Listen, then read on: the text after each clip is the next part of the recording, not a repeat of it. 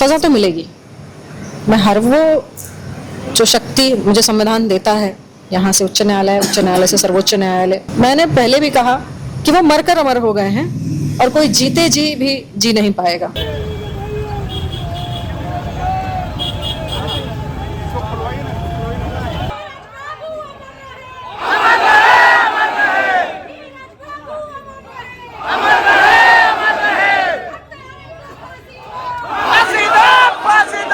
नीरज बाबू अमर रहे, अमर रहे, अमर रहे।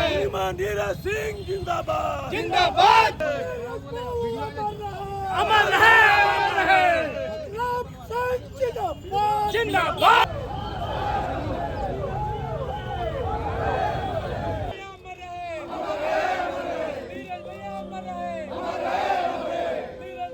देश की कितनी आबादी है, मुझे लगता है कि 60 से 70% की आबादी सक्षम नहीं है न्यायालय के चक्कर में पड़ने के लिए।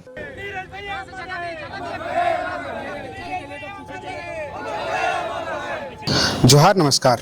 धनबाद की धरती, कोयलांचल की धरती को अगर देखिएगा तो यहाँ पर आम बात है, किसी को मारना, गोली चलाना, हत्या करना बहुत आम बात है। हम इसलिए बात कर रहे हैं, हमारे फ्रेम में जिस चेहरे को आप देख रहे हैं पूर्णिमा नीरज सिंह है और 21 मार्च 2017 को इनकी पति की हत्या की जाती है और धनाधन गोलियां चलाई जाती है स्टील गेट के सामने में। 8 साल के बाद इनके जो आरोपी थे उनको रिहा किया जाता है साक्ष्य के अभाव पर। हम लोग आज आए हुए थे और कैंडल मार्च किया गया था, काफ़ी लोग पहुंचे थे। 8 साल के बाद भी आज नीरज सिंह के समर्थक काफ़ी लोग पहुंचे हुए थे। हाथों में कैंडल था, आंखों में आंसू था और लोग पहुंचे थे। हम लोग बातचीत करेंगे, हमारे साथ पूर्णिमा सिंह जी है, झरिया के पूर्व विधायक जी है। मैडम, कैसे देख रहे हैं कि साक्ष्य के अभाव पर न्यायालय रिहा कर दिए सारे आरोपियों को? एक तरफ जश्न मनाया जा रहा है एक परिवार में, दूसरी तरफ आप लोग कैंडल मार्च कर रहे हैं, क्या? नहीं, ये तो स्पष्ट है, बहुत ही स्पष्ट है कि हत्या करने वाला जो है फैसला है, बिल्कुल भी खुश नहीं है इससे। कोई 2-4 लोग हो सकते हैं जो अपने कौन से पुण्य की वजह से जो है अभी तो रिहा हो गए हैं फिलहाल के लिए, लेकिन हत्या करने वाला है पूरा कोयलांचल, इससे शौक में है। नीरज बाबू जितना प्रेम सब लोग उनसे करते थे, आज लोगों का जो गुस्सा और आक्रोश आपको दिखा वो उसी के लिए था कि भाई आखिर 4 लोग मरे, ये भी सच्चाई है। अनगिनत गोलियां चलती हैं, ये भी सच्चाई है। और शहर का जो सबसे बिजी इलाका है आज का दिन में, वहाँ चलती हैं, ये भी सच्चाई है। लेकिन एक और सच्चाई है और एक बहुत कड़वी सच्चाई है, और वो सच्चाई ये है कि सभी रिहा हो जाते हैं, कोई भी इसमें पकड़ा नहीं जाता है। और न्यायालय मानने के लिए तैयार नहीं है। क्यों मानने के लिए तैयार नहीं है, मेरी समझ से फिलहाल परे है। क्योंकि जांच तो कहा गया कि बहुत ही उच्च स्तर की जांच की गई, बहुत अच्छे से जांच की गई। हमारा सीबीआई जब हमने मांगा, हमें नहीं दिया गया। भाजपा की सरकार ने बहुत आश्वासन दिया कि नहीं, बिल्कुल निष्पक्ष जांच होगी। आज हमें समझ में आ रहा है कि उस निष्पक्ष जांच में क्या हो रहा था, किस तरीके से कमज़ोर किया जा रहा था। न्यायालय करे कि वो निर्दोष है। अगर वो सभी लोग 10-11 लोग अगर निर्दोष है तो दोषी कौन है? धनबाद के आम लोग, झरिया के लोग ये सवाल पूछ रहे हैं कि अगर हत्या किसने किया? अगर वो लोग रिहा हो जाते हैं तो किसी ने तो हत्या किया था, किसने किया वो? नहीं, न्यायालय ने उनको निर्दोष तो नहीं बोला है, उनको छोड़ा है साक्ष्य के अभाव में। अब किस तरीके से साक्ष्य को न्यायालय ने देखा वो न्यायालय बेहतर समझ सकता है, लेकिन मेरे पास अपना संवैधानिक अधिकार है और मैं इनको लेके ऊपर जाऊंगी और सज़ा तो मिलेगी।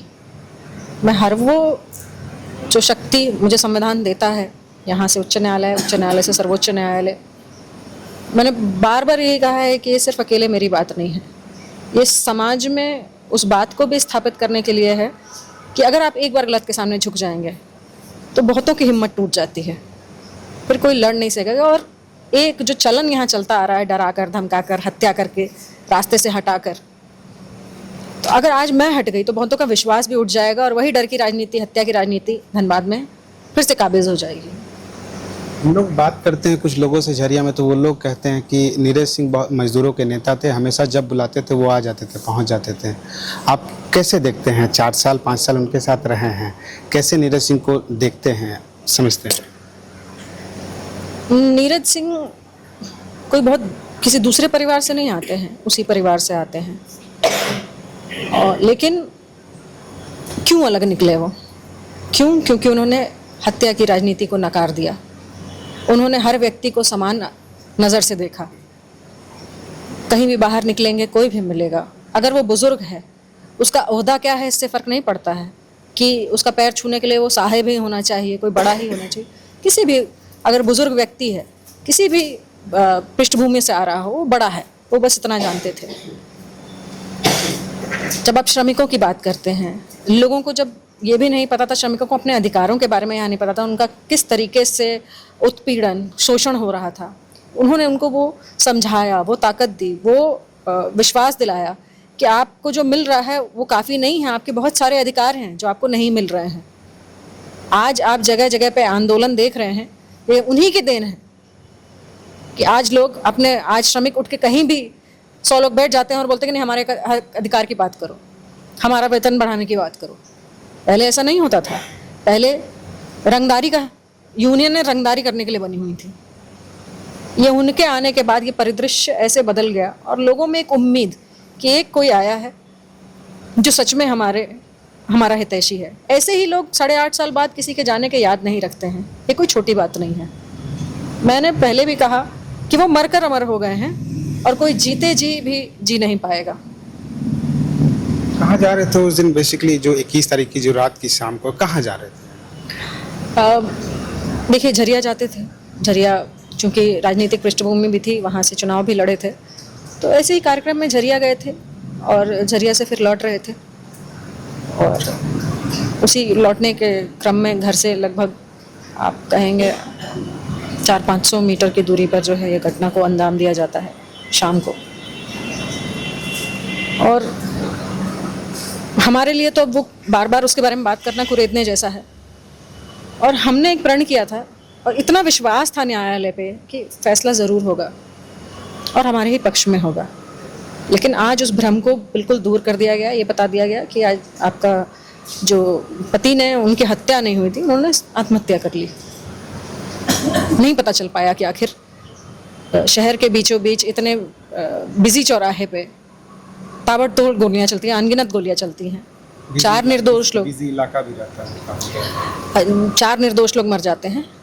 लेकिन ना प्रशासन ये पता कर पाता है, ना न्यायालय इस चीज़ को समझ पाता है और सभी को रिहा कर दिया जाता है। पुलिस जिनको पकड़ कर लाई, जिनके बारे में सोचा भी नहीं जा सकता था, एक ट्रेल स्थापित करके उनको पकड़ के लाई।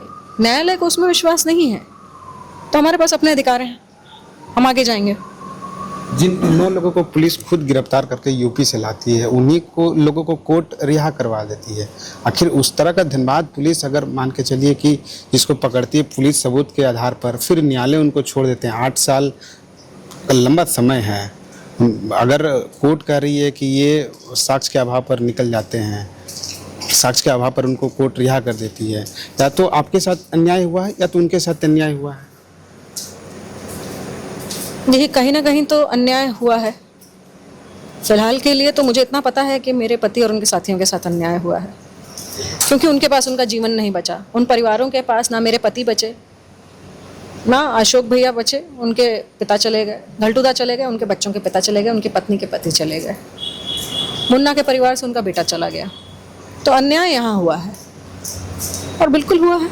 बाकियों का मुझे नहीं पता। उनके बाकी उन 3 परिवारों की क्या स्थिति है? कर रहे हैं हमसे जो संभव सहायता, जितना हर संभव मदद जो हम कर सकते थे हम कर रहे हैं उनको। चारों का तो घर उजड़ चुका है, मान के चलिए उनके भी सुहाग उजड़ गए हैं, आपके भी उजड़ चुके हैं। उन लोगों की क्या स्थिति है अभी? मतलब घर कैसे चला रहे हैं? घलटूदा की पत्नी स्वयं काम करती हैं और उनके 2 बेटे हैं। अभी एक बेटे की शादी की है उन्होंने, बहुत खुश थी। इतने दिन बाद बोली कि इतने दिन बाद घर में कुछ अच्छा हो रहा है, लेकिन इस दर्द से बेचारी फिर टूट गई। बोली कि घाव को रुकने जैसा है भाभी, फिर से वैसा ही कर दिया, हम लोग इतना बुरा नहीं सोचे थे। और वो लोग सिर्फ इस उम्मीद पे हैं कि उनके लिए भी हम ही लोग लड़ रहे हैं। वो इतना सक्षम नहीं है। आपको पता है इस देश में देश की कितनी आबादी है? मुझे लगता है कि 60 से 70% की आबादी सक्षम नहीं है न्यायालय के चक्कर में पड़ने के लिए। वो बड़ी उम्मीद से हमारी तरफ ही आस लगा के बैठे थे कि भाई ये जो है इन्हीं के थ्रू हम लड़ेंगे। आज वो टूट गई हैं बेचारी। अशोक भैया हैं, उनके 3 बच्चे हैं, किसी तरह से चल रहा है। उनको तो बहुत दिग्भ्रमित करने का भी इन लोगों ने प्रयास किया बीच बीच में, लेकिन फिर भी वो तटस्थ हैं। उन्होंने बोला कि मेरे पिता गए हैं, इतनी आसान बात नहीं है ये। मुन्ना के परिवार ने बहुत कुछ बोला नहीं। वो मिर्ज़ापुर का रहने वाला था, बिल्कुल विंध्याचल मंदिर के पास ही उसका घर था। बहुत कुछ बोला नहीं क्योंकि बूढ़े माँ बाप हैं, टूट चुके हैं। उन्होंने बस इतना ही कहा था कि आप लड़िए, आप न्याय के लिए लड़िए, हमको और कुछ नहीं चाहिए। तो हर संभव हमने प्रयास किया है, और सिर्फ मेरी बात नहीं है, मुझे तो जाना ही है आगे, लेकिन ये भी तो हमारा ही परिवार था ना, इनके लिए भी मैं आगे जाऊँगी। आपको कैसे पता चला था उस रात को कि इस तरह का घटना हुआ है? मान के चलिए धनबाद में, हमको जैसे लगता है कि धनबाद में इस तरह का घटना, इससे बड़ा घटना भी कभी नहीं हुआ है। कैसे पता चला था आपको? घटनास्थल हमारे घर से बहुत दूर है नहीं। जब ये घटना हुई तो आपको पता है कि फ़ोन आया, जो मेरा ब्रदर इन लॉ है उसके फ़ोन पे। वो अचानक से गाड़ी लेकर निकला, कुछ बोल के निकला। मैं तो अंदर थी, मैं घर में बाहर में नहीं थी, अंदर थी अपने रूम में। तो मेरी देवरानी जो है वो आती है अचानक से, बहुत ज़ोर से दरवाज़ा पीटती, और मेरी तबीयत ठीक नहीं थी, और वो बोलती है कि भाभी भैया पे गोली चल गया है। कुछ देर के लिए तो समझ में नहीं आता, मैंने कहा नहीं, इधर उधर हो सकता है चल गया हो, क्योंकि झरिया जैसी जगह पे आउटसोर्सिंग वाले गुंडे करते ही हैं वहाँ। तो मुझे लगा ऐसे ही हो गया होगा कुछ। लेकिन फिर हम हड़बड़ी में, कोई मुझे कुछ बता नहीं रहा था, फिर हम हड़बड़ी में जब अस्पताल के लिए निकलते हैं, तो वहाँ जब रास्ते में मैंने गाड़ी देखी तो बहुत कुछ समझ में आ गया था उस समय कि उम्मीद नहीं है बहुत ज़्यादा। एक आदित्य नाम का लड़का है जो उस घटना को देखे थे।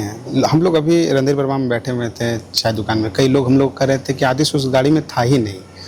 वो लोग बता रहे थे, कुछ लोग बता रहे थे कि आदित्य उस गाड़ी में नहीं था, ये बनाया हुआ है। क्या कहेंगे मैडम इसको? इसको तो हमको अब आगे न्यायालय में जो है वहाँ पर इसको प्रूव करना है। लेकिन एक प्रतिष्ठित अखबार धनबाद का, उसने आदित्य की, मेरे पति की डेड बॉडी निकालते हुए गाड़ी में से फ़ोटो है। ये मैं ज़्यादा नहीं बोलूँगी, जो ये लोग ये बोल रहे हैं ना, उनके लिए ये बात मैं बोलूँगी सिर्फ। जिस समय ये घटना घटी तो उस समय आप किसी पद में नहीं थे, पति भी आपके किसी पद में नहीं थे। आप सीबीआई की मांग कर रहे थे, और जैसे ही पद में आ जाता है, आप जब विधायक बन जाते हैं, तो अगला परिवार सीबीआई का मांग करता है।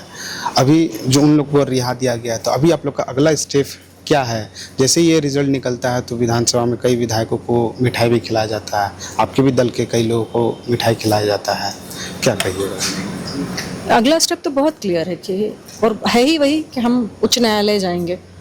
हम हर जगह, हम जजमेंट कॉपी का वेट कर रहे थे, जिसको 2 दिन लग जाता है आने में। हमें जजमेंट कॉपी मिल गई है, हम उसको लेके जो है उच्च न्यायालय जाएंगे, बिल्कुल जाएंगे।